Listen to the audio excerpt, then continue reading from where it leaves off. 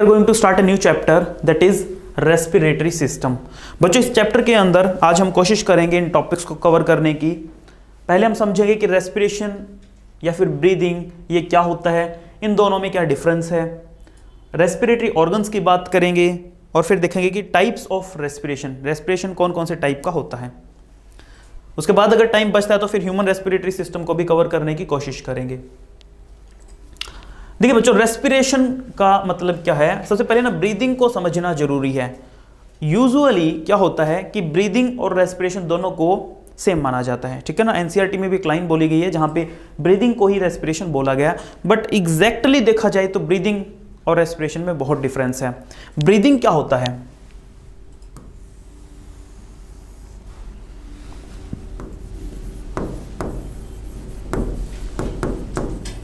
Breathing means it is the process of exchange of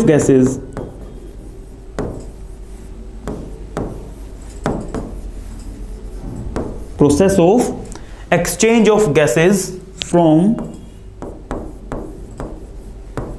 the atmosphere, यानी कि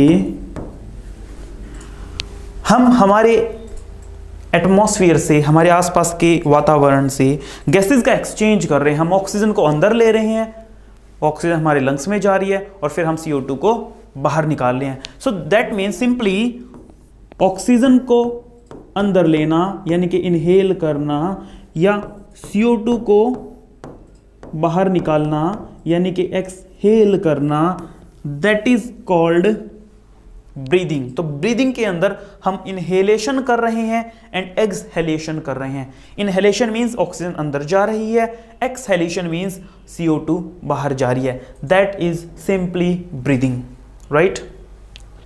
अगर बच्चों बात करें रेस्पिरेशन की,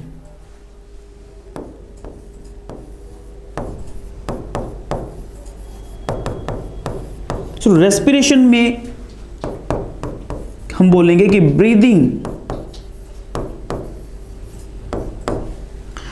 के साथ साथ आपको एक चीज को और जोड़ देना है, that is oxidation of food.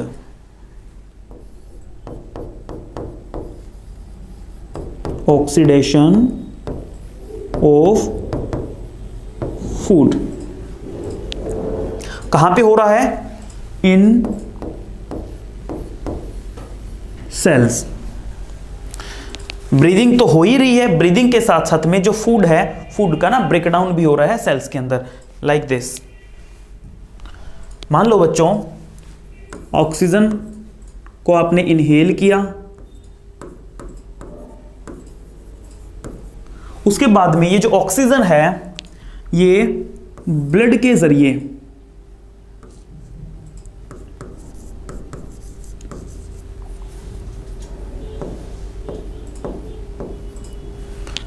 जरिए फाइनली आपकी सेल्स तक पहुंचेगी। कंसीडर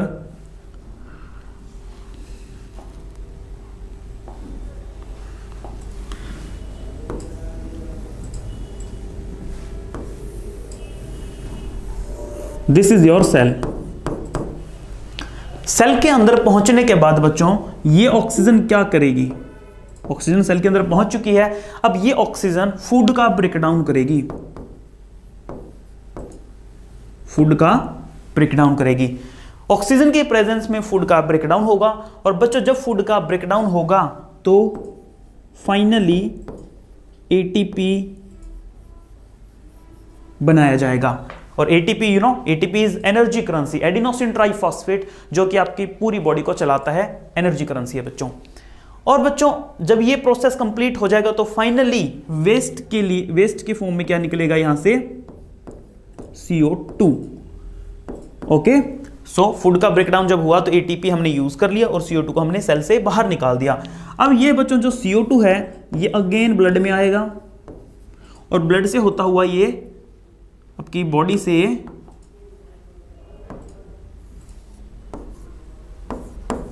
क्या कर दिया जाएगा? एक्सहेल कर दिया जाएगा। राइट। तो क्या समझ में आ रहा है कि ऑक्सीजन का इनहेलेशन हो रहा है, CO2 का एक्सहेलेशन हो रहा है, सिर्फ इतना सा प्रोसेस। ये तो बच्चों है ब्रीदिंग।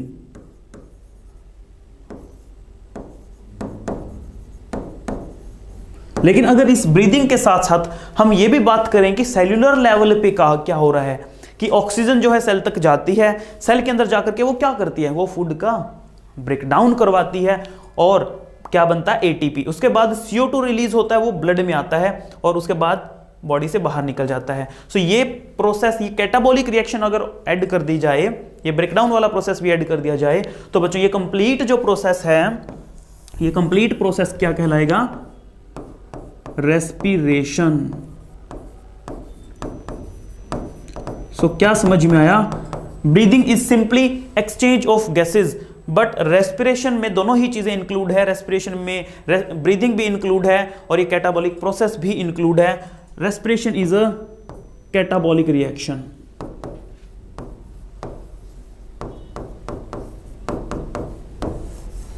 कैटाबॉलिक का मतलब क्या होता है बच्चों, देखो मेटाबॉलिज्म जो होता है, सबसे पहले यह समझना है कि मेटाबॉलिज्म का मतलब क्या है। मेटाबॉलिज्म का मतलब है हमारी सेल्स के अंदर जितनी भी रिएक्शंस हो रही है, इन सभी को बोलते हैं मेटाबॉलिक रिएक्शंस, और इस प्रोसीजर को बोलते हैं या इन रिएक्शंस को बोलते हैं metabolic reactions. Overall procedure is metabolism, right. Metabolism में बच्चों दो बातें हैं, one is anabolism, another is catabolism. Anabolism के अंदर कोई भी चीज बनती है, कोई सब्सटेंस जो है वो बनेगा, और कैटाबॉलिज्म में चीजें टूटती है, सब्सटेंसेस जो हैं वो टूटते हैं। तो यहां पे कैटाबॉलिज्म हो रहा है क्योंकि यहां पे फूड का ब्रेकडाउन हो रहा है। So catabolic reactions are breakdown reactions, जहां पे कॉम्प्लेक्स सब्सटेंसेस टूट के सिंपल सब्सटेंस बनाता है, राइट। ऑलराइट, हमें पहला फंडा क्लियर हो गया कि ब्रीदिंग और रेस्पिरेशन में क्या डिफरेंस होता है। Is it clear to everyone? अब आगे बढ़ते हैं बच्चों, बात करते हैं रेस्पिरेटरी ऑर्गन्स की। देखिए बच्चों, अलग अलग ऑर्गेनिजम्स के अंदर अलग अलग तरह के ना रेस्पिरेटरी ऑर्गन्स होते हैं।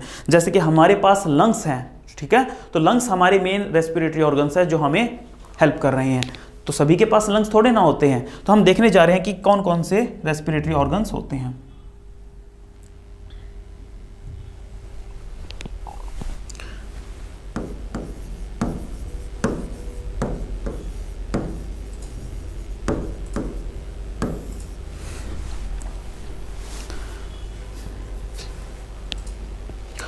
बच्चों रेस्पिरेटरी ऑर्गन्स में अगर हम बात करें लोअर वर्टिब्रेट्स की, लोअर वर्टिब्रेट्स लाइक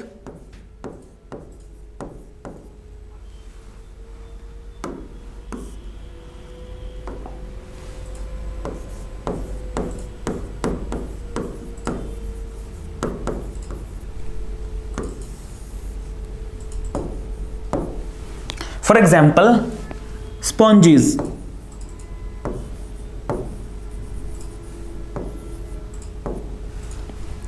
जिसे आप पोरीफेरा भी बोल सकते हो।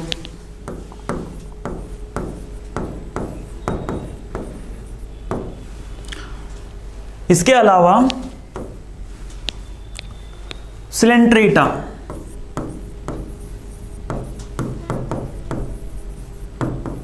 टीनोफोरा, ये बच्चों मैं अलग अलग फाइलम्स लिख रहा हूं। टीनोफोरा, प्लेटीहेलमिंथ, जिसे आप फ्लैटवर्म्स भी बोलते हो,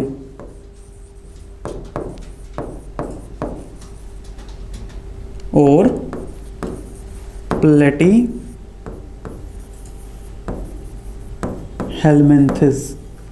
इसके अलावा एस्केलमिंथिस। बच्चों ये जितने भी नाम मैंने लिखे हैं ना, ये अलग अलग एनिमल किंगडम के अंदर आने वाले अलग अलग फाइलम्स हैं, ठीक है ना। स्पंज में पोरीफेरा आ गया, सिलेंट्रेटा जिसमें आपकी जेलीफिश वगैरह आती है, और टीनोफोरा जिसमें बच्चों ऐसे ऑर्गेनिजम्स आते हैं जिनके अंदर से लाइट एमिट होती है। टीनोप्लेना, टीनोप्लेना आपके एनसीईआरटी के अंदर, या इसका डायग्राम देख लेना, प्लूरोब्रैकिया के नाम से भी एक ऑर्गेनिज्म मिलेगा। तो ये रात के टाइम पे लाइट एमिट करते हैं। खैर अभी मुझे इन एनिमल्स की डिटेल में नहीं जाना है, जस्ट आपको ये बताया कि ये कुछ फाइलम्स है जो एनिमल किंगडम के अंडर आते हैं। बहुत ही सिंपल ऑर्गेनिजम्स होते हैं बच्चों, और ये अपने स्किन नहीं बोलनी चाहिए, बॉडी सरफेस बोलना चाहिए, कि ये रेस्पिरेशन के लिए बॉडी सरफेस का इस्तेमाल करते हैं। All uses body surface. और रेस्पिरेशन का तरीका क्या है बच्चों, कोई पर्टिकुलर ऑर्गन इनके पास नहीं है, तो just by simple diffusion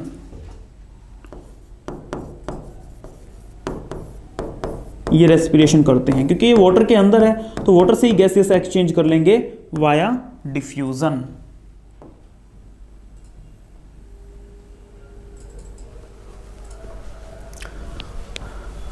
okay, और बात करते हैं बच्चों, अगर बात करें हम अर्थवर्म की, अर्थवर्म अपने स्किन का इस्तेमाल करता है। कई बार बच्चों स्किन वर्ड की जगह पे आपको लिखा मिल सकता है मॉइस्ट क्यूटिकल, जो स्किन के ऊपर की एक लेयर होती है, वैक्सी लेयर होती है बच्चों। तो ये अर्थवर्म अपने स्किन का इस्तेमाल करता है रेस्पिरेशन के लिए। ओके, नेक्स्ट इज, हम बात करें अगर इंसेक्ट्स की, लाइक बटरफ्लाई वगैरह, कॉकरोच वगैरह, ठीक है ना, इंसेक्ट्स। तो बच्चों इंसेक्ट्स के पास हैं tracheal tubes.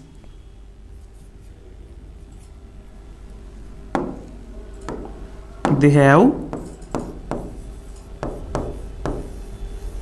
Tracheal tubes.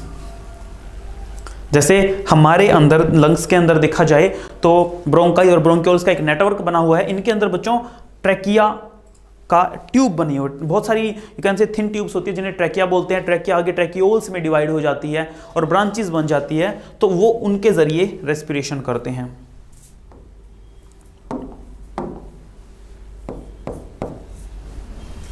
Then aquatic arthropoda and aquatic mollusca, दोनों ही एक्वेटिक है बच्चों, ये यूज करेंगे अपने गिल्स का, और थोड़े एडवांस भी हो चुके हैं तो एडवांस स्ट्रक्चर्स को ये यूज कर रहे हैं। They are using gills for respiration, ठीक है।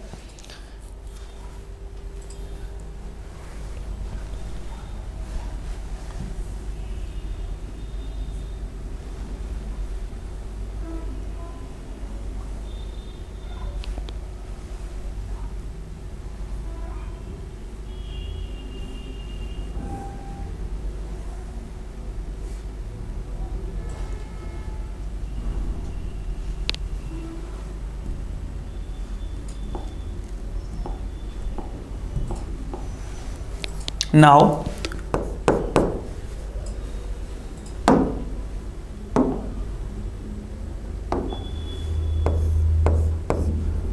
एक्वेटिक तो मैंने बता दिया आपको। कम टू टेरेस्ट्रियल, क्योंकि बच्चों आर्थ्रोपोडा जो होते हैं सारे एक्वेटिक नहीं होते, बहुत सारे टेरेस्ट्रियल भी होते हैं। So terrestrial Arthropoda and terrestrial Mollusca, वो यूज करेंगे लंग्स का। टेरेस्ट्री पे तो ऑब्वियसली गिल्स का यूज नहीं करेंगे, गिल्स का यूज पानी में होता है, ये यूज करेंगे बच्चों अपने लंग्स का, ठीक है ना। तो ये कुछ ऑर्गन्स आपको याद रखने हैं, बड़े इंपॉर्टेंट है, यहां से बहुत बार बच्चों क्वेश्चन पूछा जाता है। इसके अलावा स्कॉर्पियन का भी आपको ध्यान रखना है, क्योंकि थोड़ा सा हटके केस है स्कॉर्पियन, जो कि एक टेरेस्ट्रियल आर्थ्रोपोडा है, लेकिन वो लंग्स का यूज नहीं करता बच्चों। ये केस मैं अलग से लिख रहा हूं। Scorpion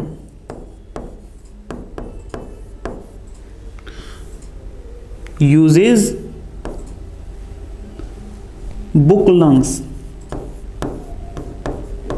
for respiration.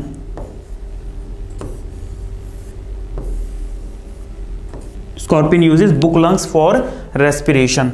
Now what are book lungs? देखो बच्चों, बुक लंग्स को समझने के लिए सबसे पहले आपको यह पता होना चाहिए कि गिल्स क्या होते हैं। गिल्स जैसे कि फिश के अंदर भी गिल्स होते हैं, तो गिल्स क्या है कि बाहर की तरफ कुछ मेम्ब्रेन्स लगी हुई है, जब वो वाटर में होते हैं तो वाटर से एक्सचेंज कर रहे हैं, जो जस्ट फ्यू मेम्ब्रेन्स होती है गिल्स के अंदर। बट जस्ट इमेजिन कि वही मेम्ब्रेन्स बॉडी के अंदर प्रेजेंट हो, जैसे कि गिल्स के अंदर मेम्ब्रेन्स है, अगर सेम मेम्ब्रेन्स बॉडी के अंदर प्रेजेंट हो और वो मेम्ब्रेन्स बहुत सारी है, जैसे कि बुक्स के अंदर पेजेस होते हैं पतले पतले बहुत सारे, वैसे ही बुक्स के पेजेस के जैसे बहुत सारी मेम्ब्रेन्स लगी हुई है और बॉडी के अंदर प्रेजेंट है, तो उनको बोलेंगे बुक लंग्स। अगर ये बुक लंग्स बाहर की तरफ प्रेजेंट हो तो इनको बोलते हैं बुक गिल्स, बुक गिल्स। तो दोनों में क्या डिफरेंस है बच्चों? बुक लंग्स जो होते हैं अंदर की तरफ प्रेजेंट होते हैं और इनमें बहुत सारी मेम्ब्रेन होती है। बुक गिल्स में भी बहुत सारी मेम्ब्रेन है, लेकिन ये बाहर की तरफ प्रेजेंट है, ठीक है ना, they are present inside, they are present outside. दोनों में डिफरेंस समझ में आया बच्चों? Is it clear? ठीक है। बुक लंग्स हमने देख लिया, स्कॉर्पियन के अंदर होता है। बुक गिल्स, बुक गिल्स होते हैं बच्चों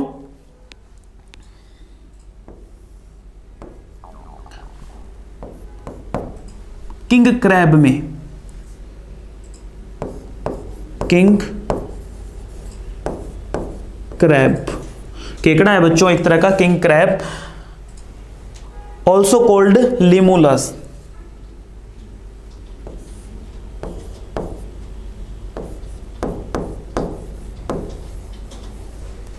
ठीक है ना, तो ये नाम याद रख लेना, बहुत बहुत ज्यादा इंपॉर्टेंट है, इसका स्क्रीनशॉट ले लीजिए एक बार।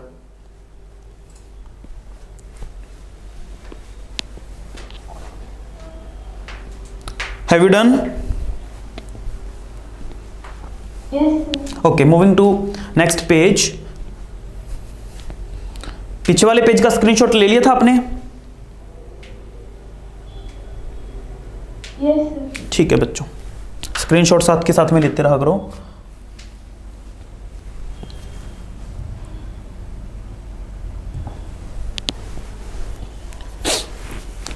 ऑलराइट, वर्टिब्रेट्स, नॉन वर्टिब्रेट्स का हमने देख दिया, या आप कह सकते हो लोअर वर्टिब्रेट्स के केस में तो हमने देख लिया।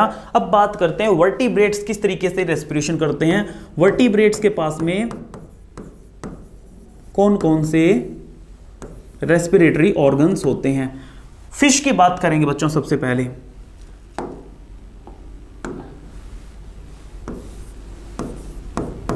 एंड वी ऑल नोज कि फिश के अंदर रेस्पिरेटरी ऑर्गन्स क्या होते हैं? गिल्स। फिश के बाद जितने भी आएंगे, लाइक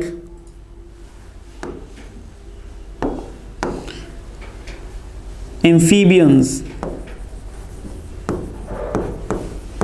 एम्फीबियंस में बच्चों यू नो फ्रॉग, मेंढक वगैरह आ गए, और रेप्टाइल्स, बर्ड्स, बर्ड्स को एव्स भी बोलते हैं, मैमल्स जिसमें हम आ गए बच्चों, मेमरी ग्लैंड्स वाले, ठीक है ना। तो ये जो भी रेड कलर से मैंने लिखे हैं, एम्फीबियंस, रेप्टाइल्स, बर्ड्स, मैमल्स, इन सभी के पास में रेस्पिरेशन के लिए होते हैं lungs. They all uses their lungs for respiration. बच्चों गिल्स, जो भी ऑर्गेनिज्म गिल्स का इस्तेमाल करते हैं, तो गिल्स के जरिए रेस्पिरेशन करने को ना एक स्पेशल नाम दिया जाता है। गिल्स के जरिए रेस्पिरेशन करना कहलाता है ब्रैकियल रेस्पिरेशन।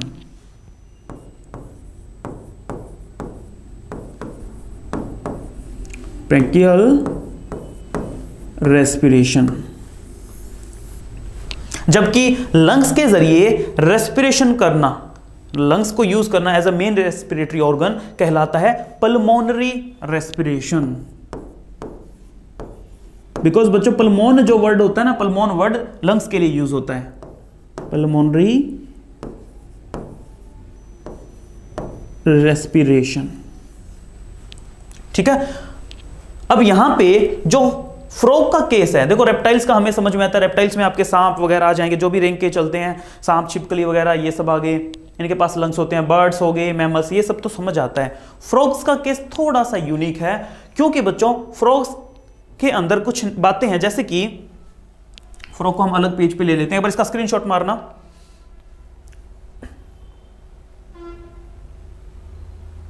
डन।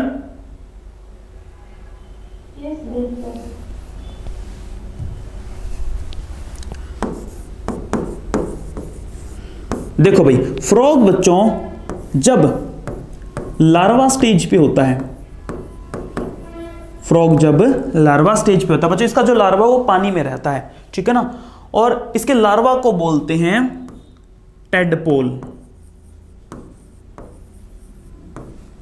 और उस टाइम पे इसके पास में गिल्स होते हैं, लार्वा के पास में, टेडपोल्स के पास में क्या होते हैं, गिल्स।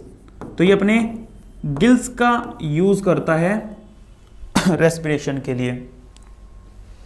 इसके अलावा बच्चों ये अपनी स्किन का भी इस्तेमाल कर सकता है रेस्पिरेशन के लिए। नेक्स्ट, जब अडल्ट स्टेज में आ जाएगा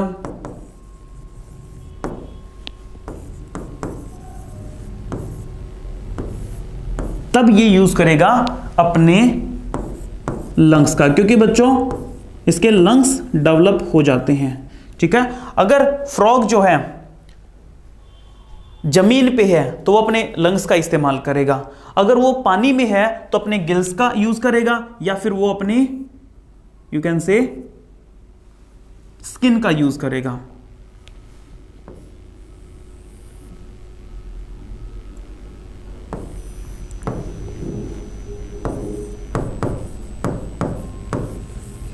गिल्स का और स्किन का यूज कब कर रहा है, जब वो कहां प्रेजेंट है,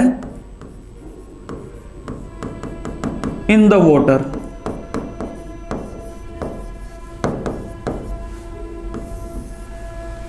और बच्चों लंग्स का इस्तेमाल कब कर रहा है, जब वो कहां पे है, जमीन पे आ चुका है, जब वो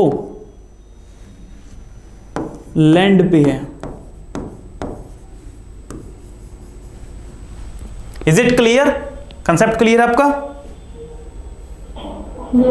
ठीक है, तो फ्रॉग का केस थोड़ा सा हटके है, ध्यान रख लीजिएगा। स्किन का यूज ये तब भी करता है बच्चों जब इनएक्टिव स्टेट में होता है, जैसे कि मैंने बताया भी हुआ एक बार कि फ्रॉग जो होता है ना, इसे बहुत ज्यादा गर्मी भी सहन नहीं होती बच्चों, और बहुत ज्यादा सर्दी भी सहन नहीं होती है, इसलिए ये बहुत गर्मी होती है तो एस्टिवेशन की स्टेट में चला जाता है, यानी कि एस्टिवेशन एक तरह की समर स्लीप आप कह सकते हो। और जब बहुत सर्दी होती है वो भी इससे सहन नहीं होती तो ये विंटर स्लीप में चला जाता है, जिसे बोलते हैं हिबरनेशन, राइट। तो दोनों ही टाइम पे ये छुपा रहता है किसी न किसी डीप बरो के अंदर, और वहां पे अब डीप बरो में मुंडी घुसा करके बैठा हुआ ये, तो बच्चों ऑक्सीजन तो अच्छे से मिल नहीं पाएगी, तब भी ये अपनी स्किन का यूज करता है। तो स्किन का यूज ये एक और टाइम पे कर रहा है, also uses skin during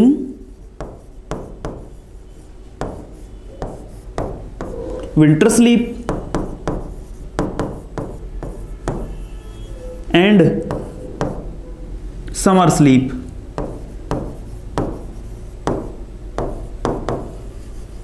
winter sleep के लिए एक वर्ड यूज करते हैं बच्चों, दैट इज कॉल्ड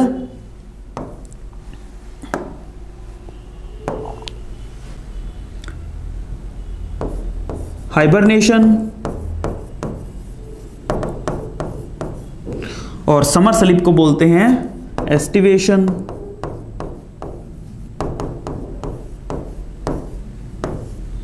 प्लीज इसका स्क्रीनशॉट ले लीजिए, उसके बाद में हम आगे बढ़ेंगे।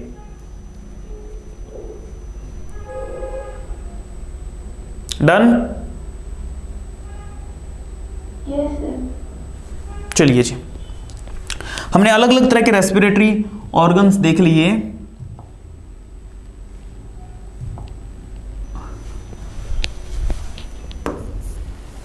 उसके बाद हम बात करेंगे टाइप्स ऑफ रेस्पिरेशन। रेस्पिरेशन कौन कौन से टाइप का है।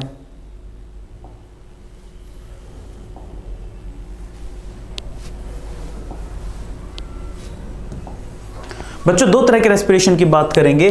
One is aerobic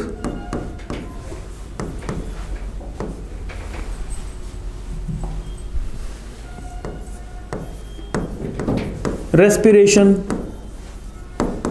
another is anaerobic respiration.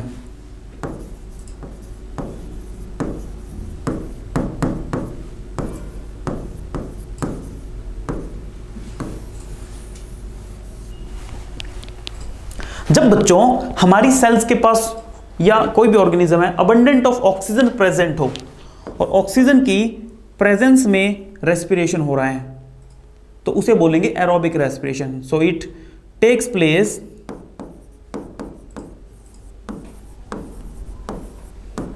In the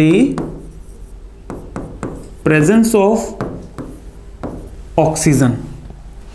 अगर ऑक्सीजन बहुत कम है या बिल्कुल एब्सेंट है बच्चों तो होगा anaerobic respiration. So it takes place in the absence of oxygen. बच्चों एरोबिक रेस्पिरेशन के अंदर क्या होता है कि ऑक्सीजन बहुत ज्यादा है तो ग्लूकोज को और ऑक्सीजन ग्लूकोज को या फूड जो भी सोर्स उसको तोड़ने में हेल्प करती है। सो क्योंकि ऑक्सीजन यहां पे फुल है तो ग्लूकोज का ब्रेकडाउन जो है वो बहुत अच्छे से होगा। हम बोलेंगे ऑक्सीडेशन या यू कैन से complete oxidation.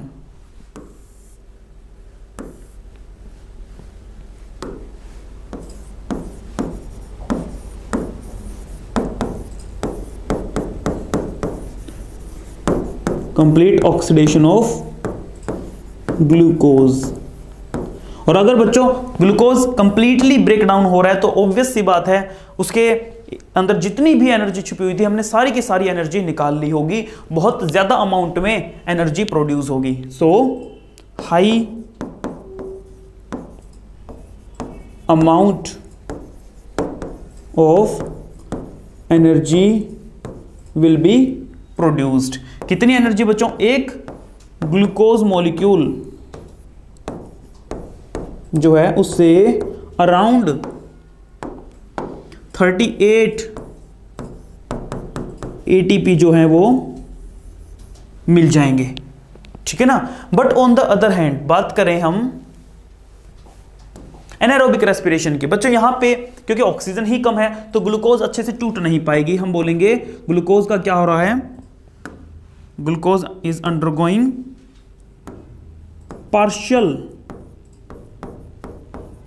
Oxidation of glucose. अगर बच्चों ग्लूकोज अच्छे से टूटेगी ही नहीं तो सिंपल सी बात है कि एनर्जी भी कम प्रोड्यूस होगी। यहां पे बहुत ज्यादा एनर्जी प्रोड्यूस हो रही थी लेकिन यहां पे very few amount of energy is produced, right. और बच्चों कितनी एनर्जी प्रोड्यूस होगी? एरोबिक के केस में एक ग्लूकोज मॉलिक्यूल से 38 एटीपी प्रोड्यूस हो रहे थे, यहां पे एक ग्लूकोज मॉलिक्यूल से मुश्किल से 2 एटीपी के आसपास बनेंगे, ठीक है ना। तो आप यहां से डिफरेंस देख सकते हो कितना ज्यादा डिफरेंस है। यहां पे बच्चों जब ग्लूकोज का ब्रेकडाउन होगा, ऑक्सीजन बहुत ज्यादा है, ऑक्सीजन के प्रेजेंस में हो रहा है तो बनेगा CO2 बाहर निकलेगा, वाटर बाहर निकलेगा और बच्चों ATP तो है ही, ठीक है ना। तो ATP का प्रोडक्शन हो रहा है। बट इसके केस में अब डिपेंड करता है एनारोबिक रेस्पिरेशन है ना किस में हो रहा है। जैसे कि अगर हम बात करें फंगस में, फॉर एग्जांपल यीस्ट की अगर बात करें, यीस्ट के अंदर बच्चों जब ग्लूकोज का ब्रेकडाउन होता है ना तो अल्कोहल प्रोड्यूस होता है। यीस्ट क्या प्रोड्यूस करता है?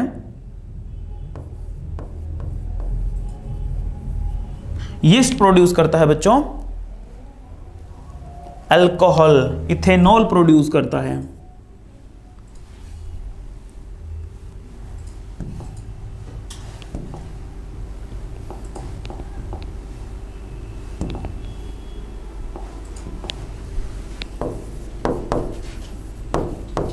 और उसके साथ में CO2 भी निकलती है, ठीक है ना। और इसीलिए बच्चों यीस्ट को हम अल्कोहल इंडस्ट्री में भी इस्तेमाल करते हैं कि जब हमने एक ग्लूकोज का सॉल्यूशन बनाया हुआ है, जब ग्लूकोज के सॉल्यूशन में हम यीस्ट डालेंगे तो इथेनॉल, इथेनॉल क्या है? शराब को बोलते हैं, वो प्रोड्यूस होती है। CO2 जो होगी वो बच्चों बाहर निकल जाएगी इस टाइप से, ठीक है ना। अगर एनारोबिक रेस्पिरेशन हमारी बॉडी में हो रहा है, क्योंकि हमारी बॉडी में हमारी मसल सेल्स के अंदर भी बच्चों एनारोबिक रेस्पिरेशन होता है। मान लीजिए कि आप सीवियर एक्सरसाइज कर रहे हैं, तो जब तक आपकी मसल्स के पास ऑक्सीजन है तब तक तो एरोबिक रेस्पिरेशन चलता रहेगा, लेकिन जब आपकी मसल्स में ऑक्सीजन की कमी हो जाएगी तब बच्चों एरोबिक रेस्पिरेशन नहीं, वहां पे होगा एनएरोबिक रेस्पिरेशन। ठीक है, और तब आपकी मसल्स के अंदर, और मैं कौन सी मसल की बात कर रहा हूं, I am talking about skeletal muscles.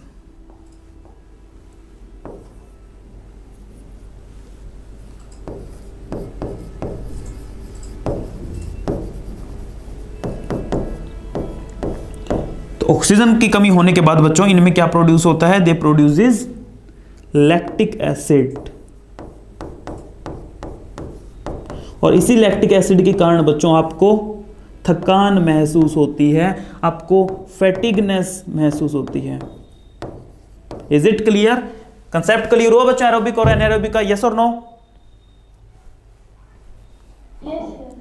Okay, take a screenshot quickly.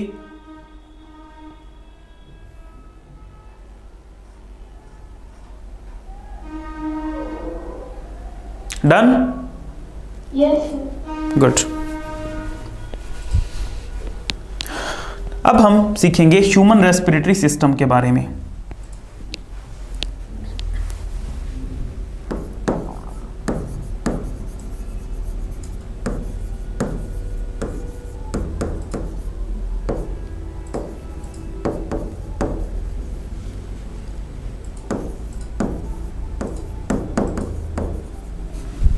Human respiratory system की जो शुरुआत है वो कहां से हो रही है बच्चों?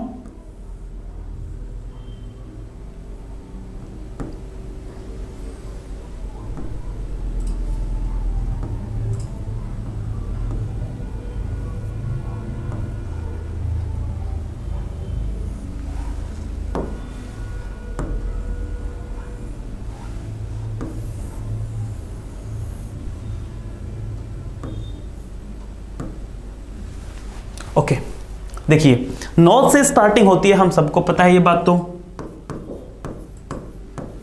ओपनिंग्स को, इन ओपनिंग्स को बोलते हैं बच्चों नॉस्ट्रिल्स। क्या बोलते हैं? Nostrils. So rather than writing nose, मैं इन ओपनिंग्स का नाम लिखता हूं and I am writing here nostrils.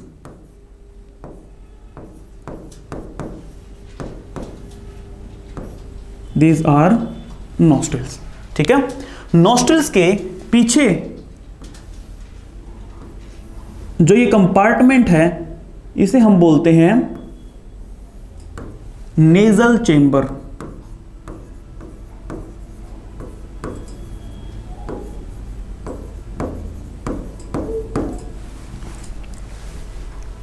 बच्चों यहां पे ये माउथ रीजन हो गया, यहां पे टंग वगैरह है, और ये जो ऊपर वाला पोर्शन इसे बोलते हैं पैलेट। क्या बोलते हैं?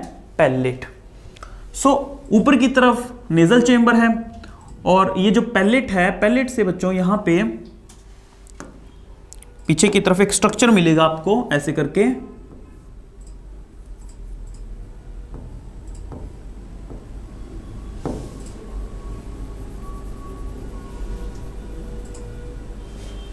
इस स्ट्रक्चर को हम बोलते हैं यूवुला।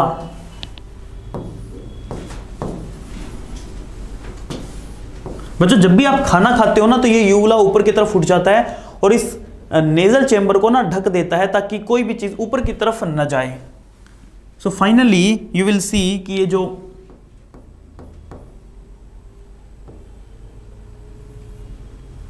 नेजल चेंबर है वो नीचे की तरफ आपको ऐसे अपीयर हो रहा है।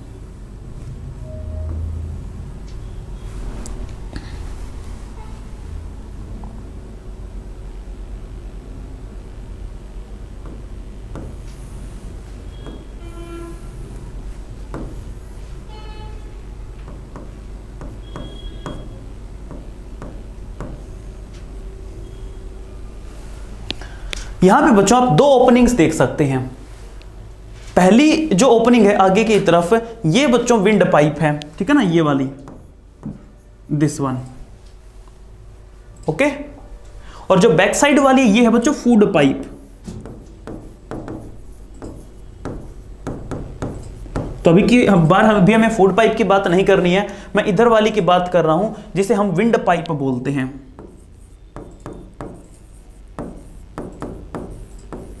तो आगे वाली क्या है बच्चों, दिस इज विंड पाइप।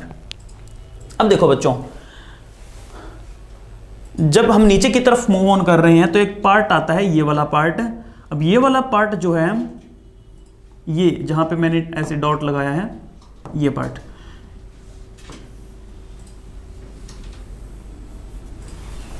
ये पार्ट बच्चों यहां से फूड भी क्रॉस कर रहा है और ऊपर से एयर भी आ रही है, राइट। दैट मीन्स कि ये एक कॉमन पैसेज है, किसके लिए, फूड के लिए भी, एयर के लिए भी। इसको बोलते हैं फेरिंक्स। क्या बोलते हैं बच्चों, pharynx. So pharynx is the common way for both food and air. और उसके बाद नीचे की तरफ आपको ये जो स्ट्रक्चर दिख रहा है, इसको बोलते हैं लैरिंक्स। लैरिंक्स में बच्चों ये पार्ट है, मान लो यहां तक का, दिस इज कॉल्ड ग्लोटिस। और बच्चों इस ग्लोटिस के ऊपर एक ढक्कन लगा हुआ है,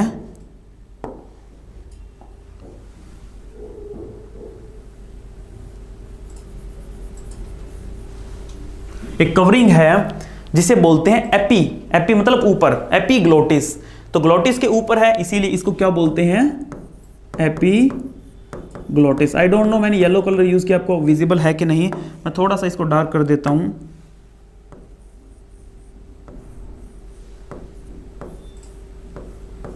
एपीग्लोटिस।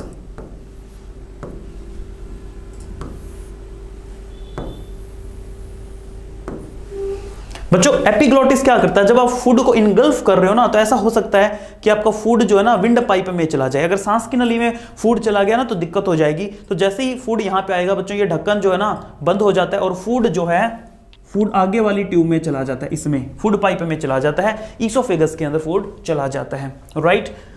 सो एपिग्लोटिस क्या कर रहा है, ये फूड को यहां पे ना एंटर करने से रोकता है। It prevent the entry of food into, कहां पे, विंड पाइप।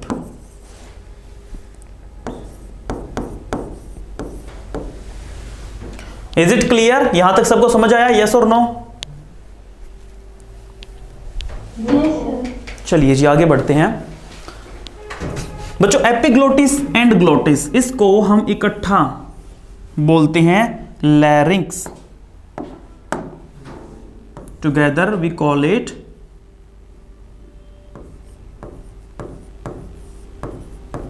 लैरिंक्स। डन। अब बच्चों आगे बढ़ते हैं।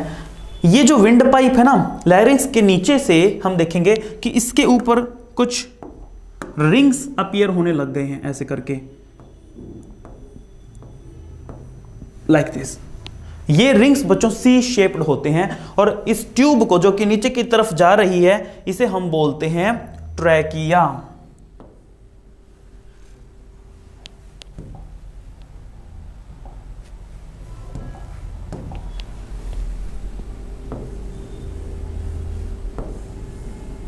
ट्रैकिया।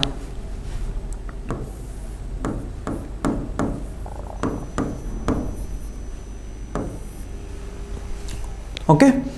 ट्रैकिया बच्चों दो ट्यूब्स में डिवाइड हो जाएगी एक पॉइंट पे आकर के।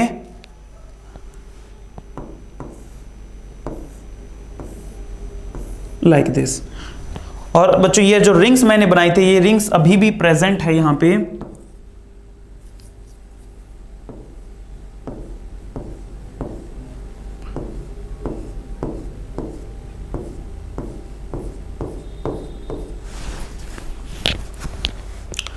जब ये दो में डिवाइड हो जाती है, इनको हम बोलते हैं ब्रोंकाई।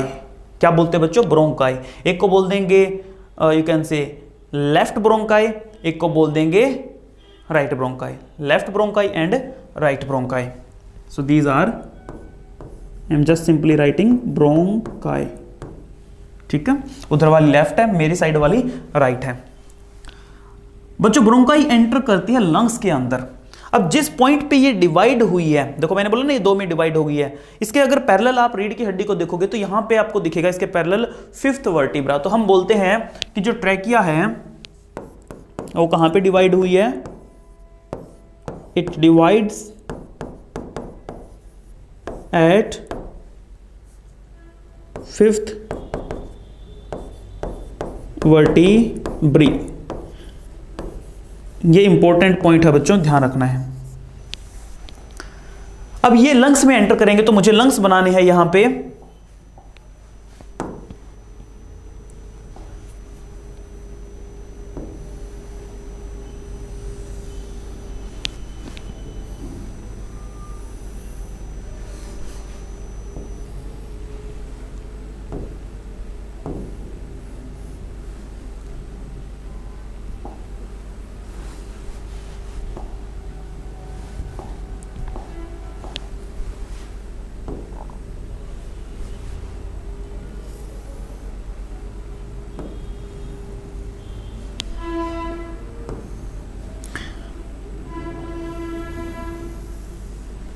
देखो बच्चों, एक चीज आपने नोटिस की हो तो मैंने लेफ्ट लंग को जो है राइट लंग के कंपैरिजन में थोड़ा सा छोटा बनाया और यहां पे मैंने एक है ना ऐसे डिप्रेशन सा दिया है, this is left lung, this is right lung. बच्चों राइट लंग लेफ्ट लंग के कंपैरिजन में बड़ा होता है, लेफ्ट लंग के यहां पे एक डिप्रेशन है जिसके कारण इसका जो साइज है ना वो छोटा है। और बच्चों इस डिप्रेशन को हम बोलते हैं cardiac notch.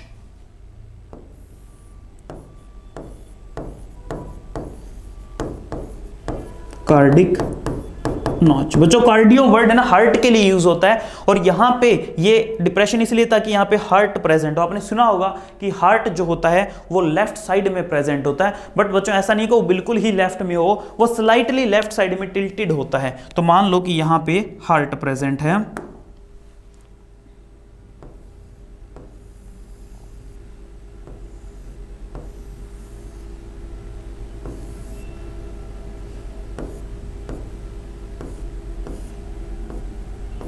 like this, so this is heart।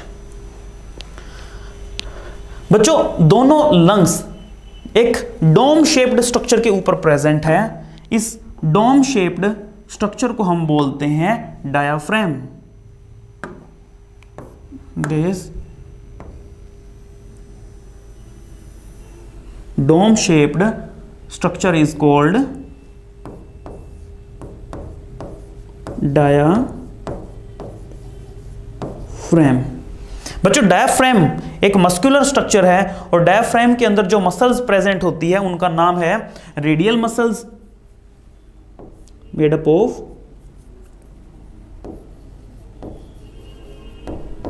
Radial muscles और फ्रेनिक मसल्स।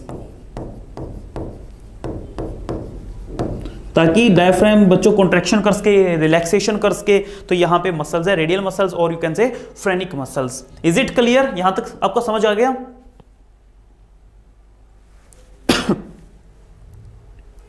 बच्चों समझ आ गया? यस और नो? Yes good. अगली चीज सुनिए बच्चों, ब्रोंकाई जो है वो जब अंदर जाएंगे तो फर्दर डिवाइड हो जाएंगे ब्रोंकियोल्स में।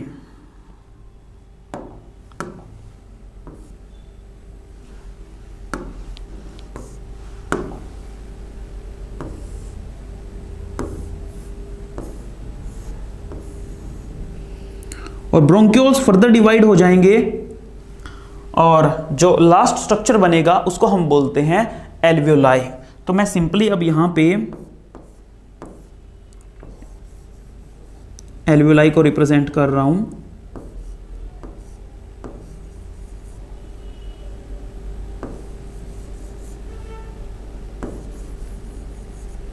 like this, okay? These structures are alveoli। Lungs के ऊपर बच्चों एक प्रोटेक्टिव कवरिंग भी रहती है,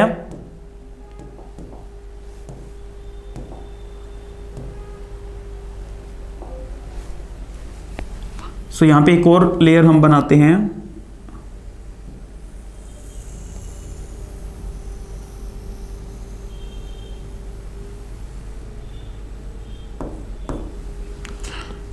दोनों तरफ है बच्चों।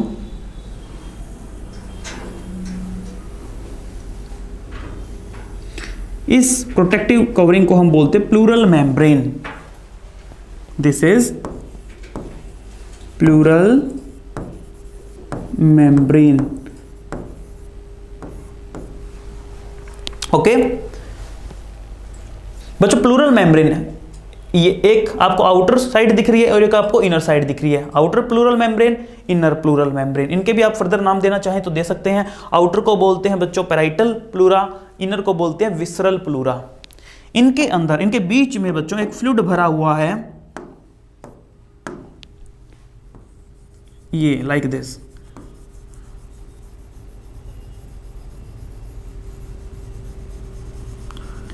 इस फ्लूइड को बोलते हैं प्लूरल फ्लूइड।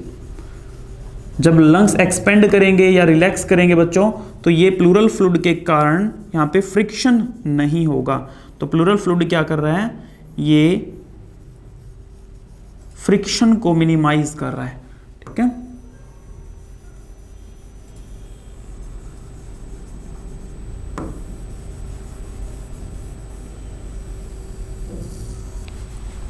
दिस इज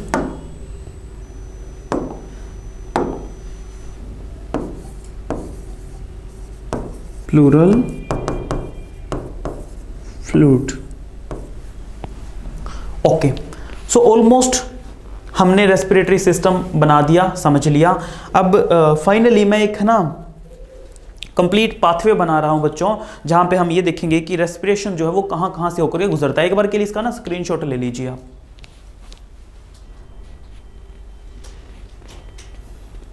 हो गया बच्चों? ओके, अब देखिए, सबसे पहले नॉस्ट्रिल से आपने एयर को इनहेल किया। नॉस्ट्रिल के बाद किसका नंबर आया? नेजल चेंबर का।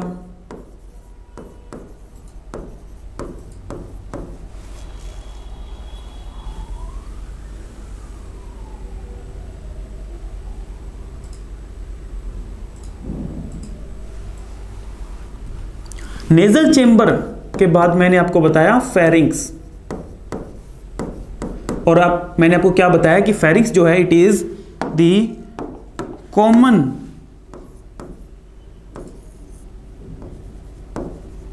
वे for both food as well as air. दोनों ही चीजें बच्चों यहां से पास ऑन करती है। फेरिंक्स के बाद एयर कहां पे गई है? नेक्स्ट था लैरिंक्स।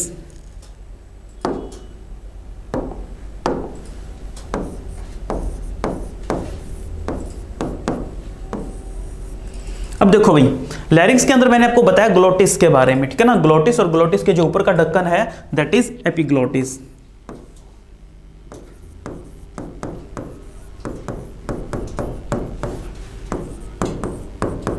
ग्लोटिस बच्चों, जो ये ग्लोटिस है ना, ये बड़ा काम का है, क्योंकि ग्लोटिस के अंदर कुछ यू कैन से इलास्टिन मेम्ब्रेन के स्ट्रक्चर प्रेजेंट होते हैं।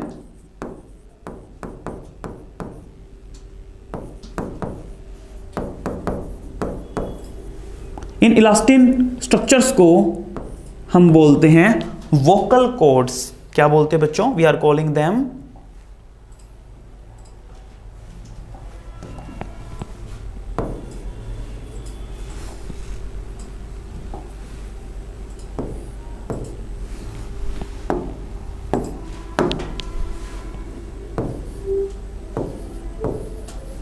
Vocal cords. और बच्चों वोकल कॉर्ड्स क्या करेंगे?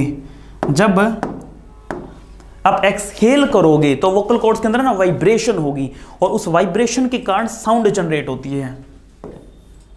वोकल कॉर्ड के अंदर जब आप एक्सहेल करोगे तो वाइब्रेशन होगी और साउंड प्रोड्यूस होती है।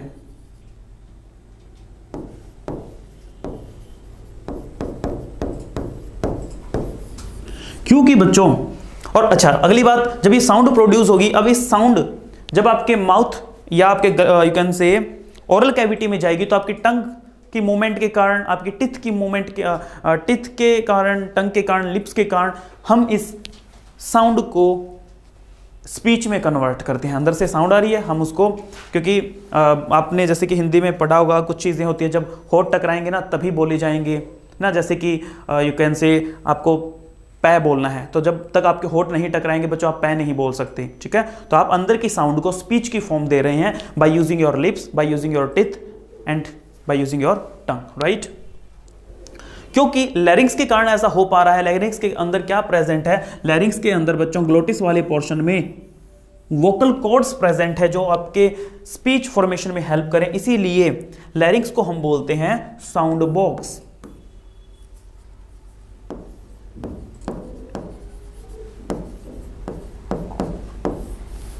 इज इट क्लियर बच्चों? लैरिंग्स का जो ये ग्लोटिस वाला पोर्शन होता है इसके अंदर 5 to 6 different type of cartilage present होती है, जिसमें से जो सबसे बड़ी कार्टिलेज होती है यहां पे, लार्जेस्ट आप कह सकते हो, लार्जेस्ट कार्टिलेज का नाम है thyroid cartilage.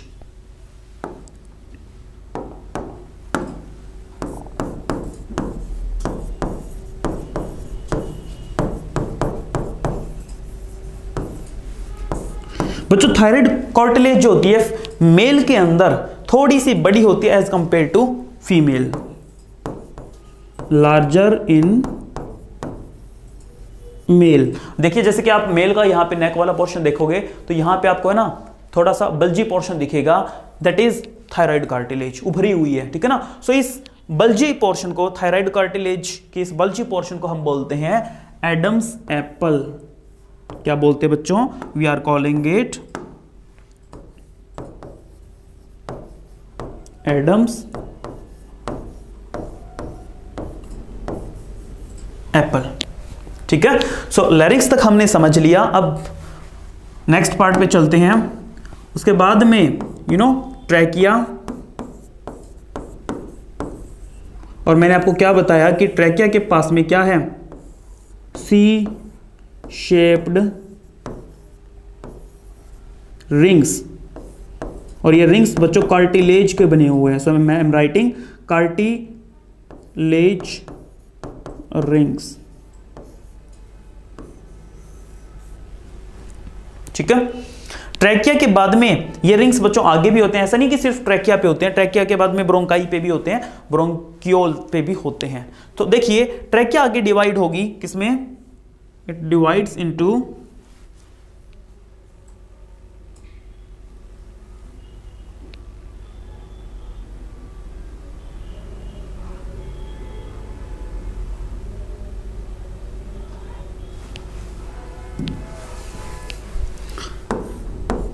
Primary bronchi, primary bronchi, primary divide होगी बच्चों सेकेंडरी ब्रोंकाई में, मतलब जैसे ट्री ब्रांचेस होती है वैसे आगे से आगे डिवाइड होती जा रही है।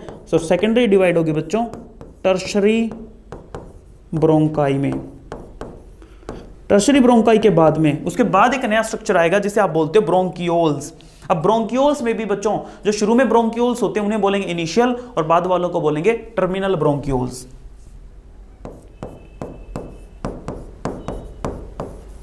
इनिशियल bronchioles and then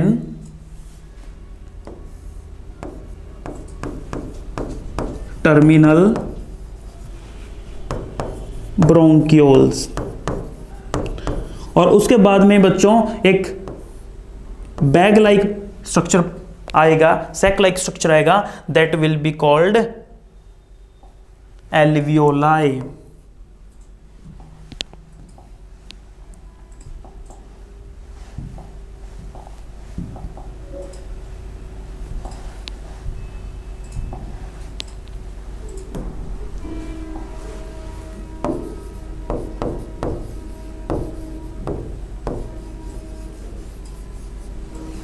तो ये पाथवे मैंने बना दिया बच्चों, nostril, nasal chamber, pharynx, लैरिंग्स, trachea.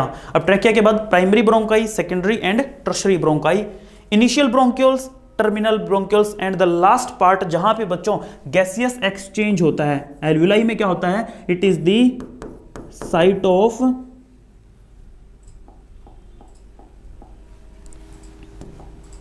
Gaseous exchange.